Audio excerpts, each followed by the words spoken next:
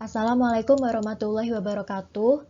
Selamat pagi, yang terhormat Bapak DRSC Robi Nur Cahyono, SSI MSC selaku dosen pengampu kelas seminar tugas akhir, juga teman-teman yang sedang berbahagia. Perkenankan saya, Mega Sonia Pertiwi, mempresentasikan hasil penelitian tugas akhir saya dengan judul Pembuatan Film Indikator Kesegaran Ikan berbasis patiaren kitosan dan ekstrak antosianin dari bunga peregrina.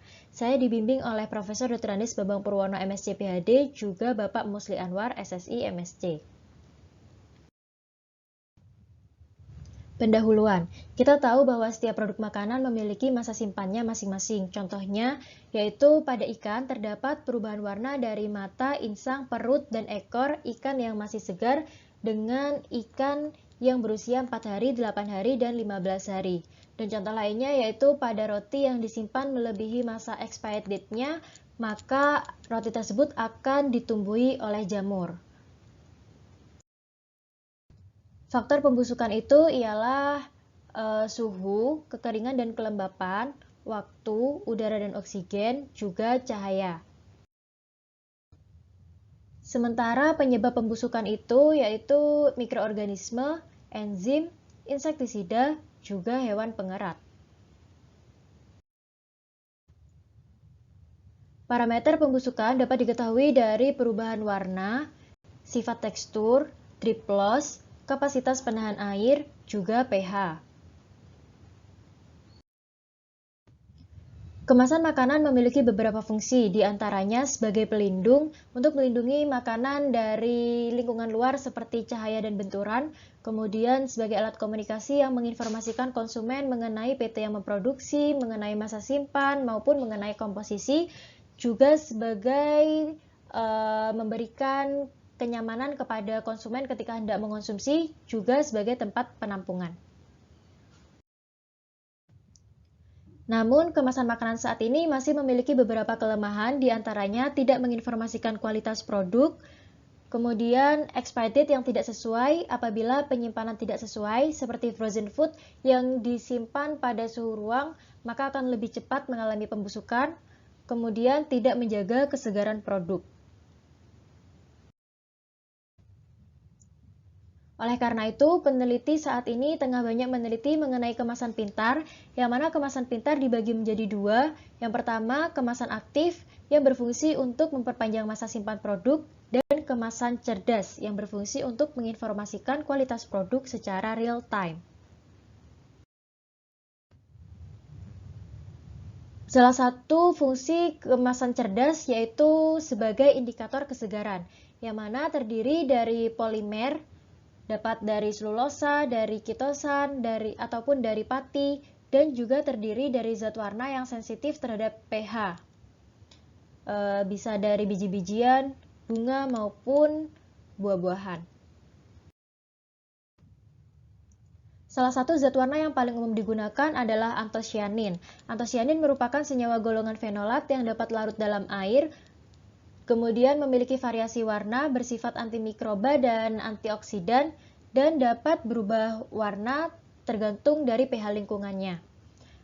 Antosianin dapat dikopigmentasi untuk meningkatkan jumlah kromofornya, untuk menstabilkan warnanya, untuk memberikan efek hiperkromik, dan memberikan pergeseran batokromik. Berikut adalah antosianin yang memiliki variasi warna tergantung dari gugus fungsi yang menempel pada struktur utamanya. Contohnya, pelargonidin memberikan warna oranye, kemudian malvidin memberikan warna ungu. Dan berikut adalah antosianin yang dapat berubah warna tergantung dari pH lingkungannya. Contohnya, pada pH asam, antosianin akan berwarna merah, sementara pada pH yang sangat basah, antosianin akan berwarna kuning. Berikut adalah penelitian-penelitian terdahulu mengenai antosianin sebagai indikator pH. Salah satunya Choi et al. Pada tahun 2017 menemukan ekstrak antosianin dari ubi ungu dapat berubah warna seiring dengan perubahan pH. Jatropha integrima merupakan tumbuhan golongan Euphorbiaceae, biasa dipanggil peregrina atau spicy jatropha, merupakan evergreen shrub, daunnya mengkilat, Bunganya berwarna merah dan berasal dari Kuba. Berikut adalah penelitian-penelitian terdahulu mengenai Jatropha integerrima. Salah satunya Li et al. Pada tahun 2014 menemukan bahwa Jatropha integerrima memiliki kandungan antioksidan tertinggi dan total fenol tertinggi di antara 51 bunga yang dapat dimakan. Dari penelitian-penelitian terdahulu belum ditemukan pemanfaatan anthocyanin bunga peregrina sebagai indikator pH. Jadi, anthocyanin bunga peregrina dapat diteliti lebih lanjut sebagai indikator pH. Film pati aren kitosan. Pati aren dapat digunakan sebagai bahan pembuat film karena harganya murah, keberadaannya melimpah, memiliki sifat oksigen, karbon dioksida, dan lipid barier yang baik, namun bersifat hidrofilik. Sementara kitosan memiliki sifat antimikroba, oksigen barier yang baik, kemudian water vapor barier yang baik, memiliki sifat mekanis yang baik, namun kelarutannya lemah. Sehingga apabila kedua senyawa tersebut digabungkan sebagai bahan pembuat film, dimungkinkan sifat fisikomekanis dari film pati aren kitosan lebih baik daripada masing-masing film pati aren maupun film kitosan. Penelitian ini bertujuan untuk yang pertama mengisolasi dan mengidentifikasi anthocyanin dari bunga peregrina, mencampurkan ekstrak anthocyanin bunga peregrina ke dalam film pati aren kitosan sehingga menjadi film berbasis pati aren kitosan terkandung bunga peregrina. Kemudian mengevaluasi pengaruh penambahan pigmen terhadap aktivitas antibakteri dan antioksidan film. Selanjutnya memantau kesegaran daging ikan dengan film indikator berbasis pati aren kitosan terkandung bunga peregrina. Hipotesis yang pertama, baik kitosan maupun anthocyanin memiliki sifat aktivitas antimikroba dan antioksidan. Sehingga apabila anthocyanin bunga peregrina ditambahkan dalam biofilm pati aren kitosan, maka aktivitas antibakteri dan antioksidan biofilm pati aren kitosan semakin meningkat. Hipotesis yang kedua, pembusukan makanan disebabkan oleh pertumbuhan mikroba sehingga terjadi perubahan pH dan divisualkan dalam perubahan warna. Sementara anthocyanin dapat berubah warna berdasarkan pH lingkungannya. Sehingga jika anthocyanin bunga peregrina ditambahkan ke dalam film pati aren kitosan, maka film tersebut dapat digunakan sebagai indikator kesegaran kemasan cerdas. Metode yang pertama yaitu ekstraksi anthocyanin. Dilakukan bunga peregrina dilarutkan dalam etanol 70% dengan perbandingan 1:10, kemudian disimpan pada suhu 5 derajat Celcius selama 72 jam, lalu difiltrasi dan dievaporasi, setelah itu dibeku keringkan.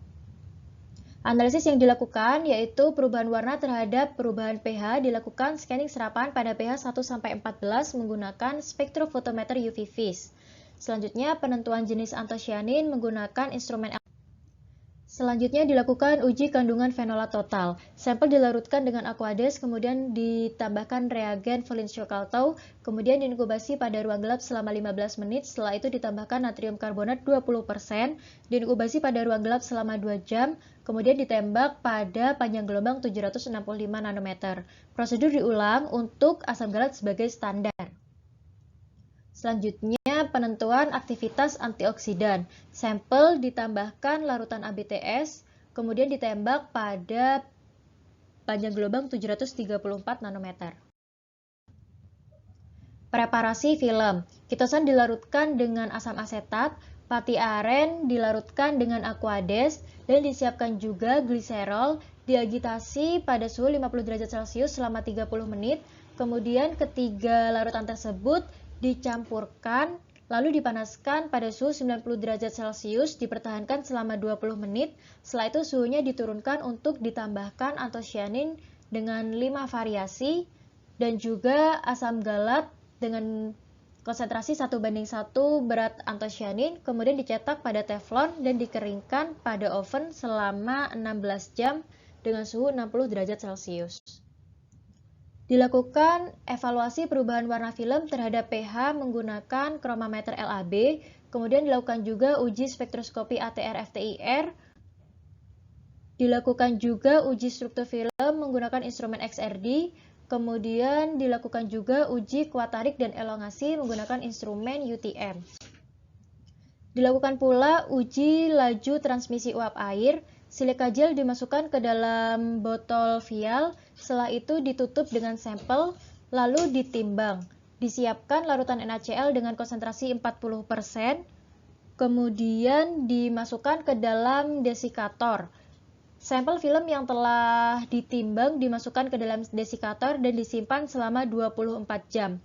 Berat setelah disimpan, ditimbang lagi. Lalu dilakukan perhitungan.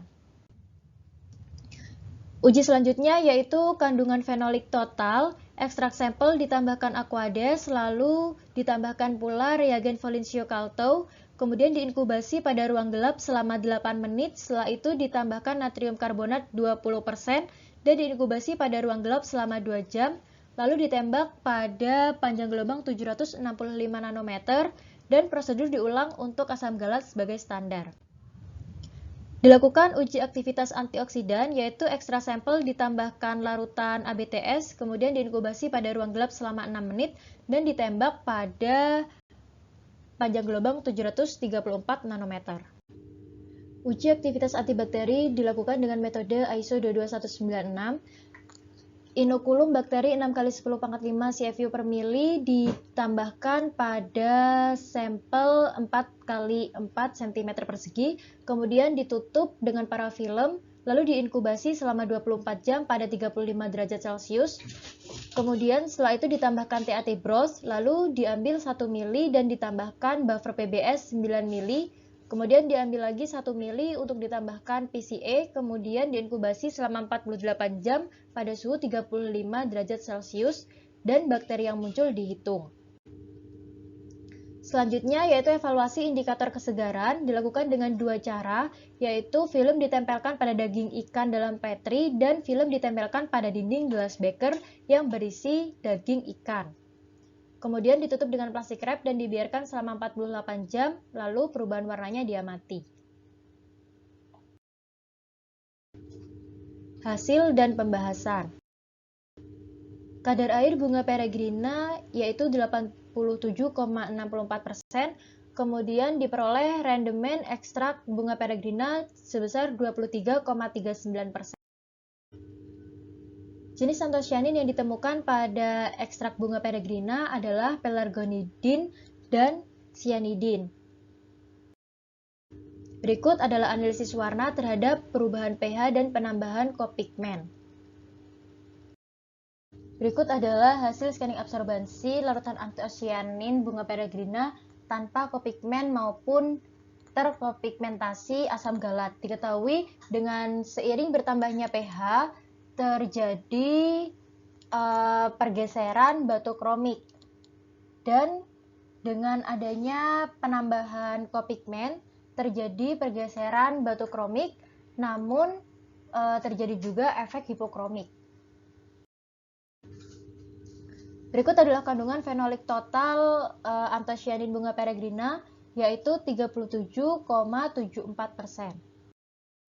Selanjutnya, aktivitas antioksidan dari antosianin bunga peregrina tergolong kuat karena IC50-nya 61,56 ppm. Berikut adalah komposisi film pati aren kitosan terkandung antosianin bunga peregrina. Berikut adalah hasil analisis ATR-FTIR. Diketahui terjadi pergeseran puncak sehingga film pati aren kitosan terkandung antosianin bunga peregrina memiliki puncak di daerah bilangan gelombang 2887 dan 2928 yang mengidentifikasikan adanya vibrasi ulur simetris dan asimetris gugus metil CH2 dari interaksi molekul antara kitosan pati aren dan antosianin bunga peregrina. Terjadi juga pergeseran puncak sehingga film pati aren kitosan terkandung antosianin bunga peregrina memiliki puncak di daerah bilangan gelombang 1610 dan 1530 yang mengidentifikasikan adanya ikatan hidrogen antara pati aren kitosan dan antosianin bunga peregrina. Sementara pada bilangan gelombang sekitar 1200, penambahan antosianin 2,5% dalam film menghilangkan vibrasi tekuk CH Dan semakin besar konsentrasi antosianin yang ditambahkan, semakin banyak ikatan hidrogen pada matriks film sehingga intensitas puncak yang mengindikasikan vibrasi tekuk OH semakin tinggi. Berikut adalah visual dari perubahan warna pada film akibat perubahan pH.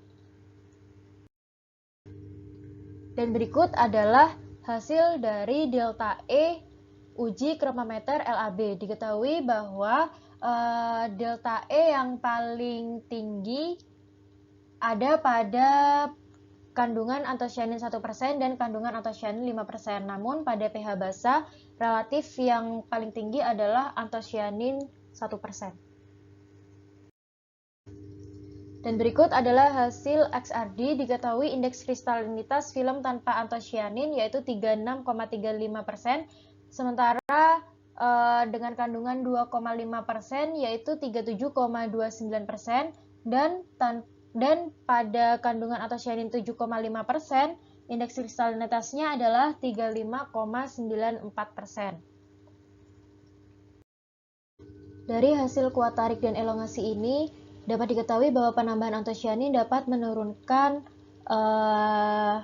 nilai kuat tarik dan elongasi, dan penambahan antosianin tertentu dapat meningkatkan nilai kuat tarik, dan juga pada penambahan antosianin yang berlebihan menurunkan nilai kuat tarik. Setelah itu nilai kuat tarik berbanding terbalik dengan elongasi. Namun terjadi ketidaksesuaian pada film pati aren kitosan yang mana dapat dimungkinkan karena kerusakan struktur film maupun ketebalan film atau adanya pori-pori pada film. Berdasarkan nilai indeks kristalinitas, seharusnya laju transmisi uap air yang terendah adalah pati aren kitosan terkandung antosianin 2,5%. Ketidaksesuaian ini dapat disebabkan dari perbandingan komponen hidrofilik dan hidrofobik pada matriks, kemudian ketebalan film, kemudian kerusakan pada struktur, atau adanya pori-pori pada film. Selanjutnya, kandungan fenolik total diketahui semakin banyak antosianin yang ditambahkan, semakin tinggi kandungan fenolik total pada film. Dan diketahui aktivitas antioksidan sudah mencapai optimum pada penambahan antosianin 2,5%. Berikut adalah hasil uji aktivitas antibakteri. Diketahui penambahan antosianin pada film pati aren kitosan dapat meningkatkan aktivitas antibakteri film meskipun tidak secara signifikan.